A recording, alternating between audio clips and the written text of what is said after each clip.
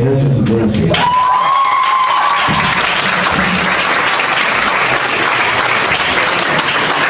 E grazie di essere intervenuti ancora una volta, ancora di più.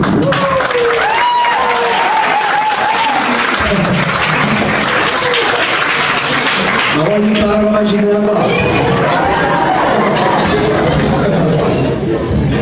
Ce ne andiamo qui.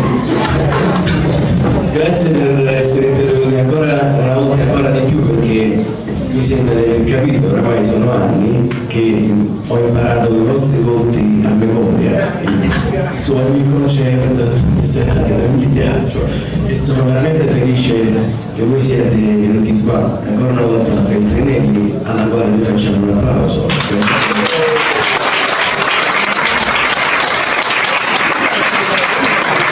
Perché ci ha dato la possibilità di questo tipo di comunicazione. Voi sapete che io non sono uno che parla molto, però devo dire che ultimamente, negli ultimi tempi, insomma, mi hanno venuto a passare. Cioè, questa è una cosa che...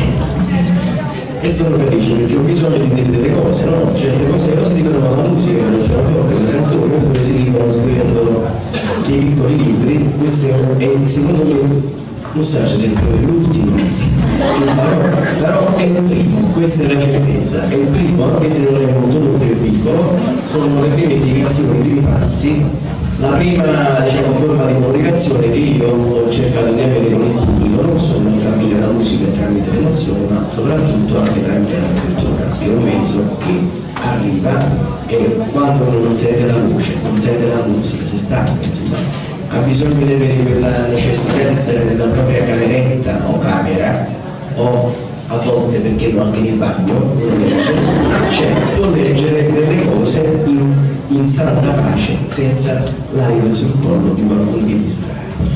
E allora, a parte questo, il libro racconta, come giustamente dicevamo prima, un po' l'inizio, l'esordio, qual è stato il rapporto con la musica, con lo strumento, innanzitutto, e da dove è arrivata questa cosa. Voi è chiaro, già la conoscete, però voglio dire, il libro significa anche un punto di riferimento, una testimonianza, una traccia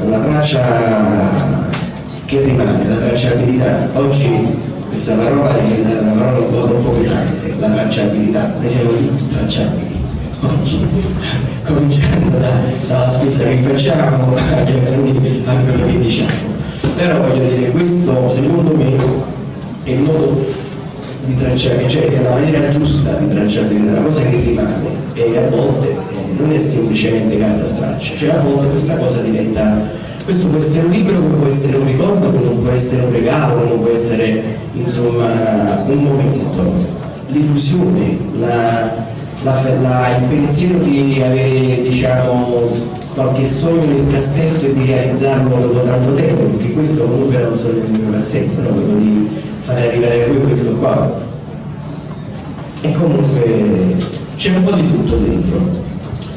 Poi diciamo, la comunicazione è importante.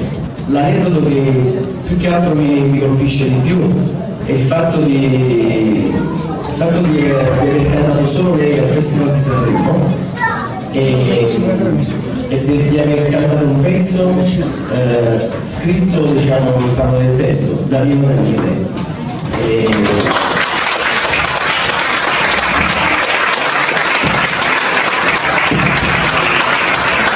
Questa è una cosa che, diciamo, ti rimane veramente nel tempo e nel cuore soprattutto.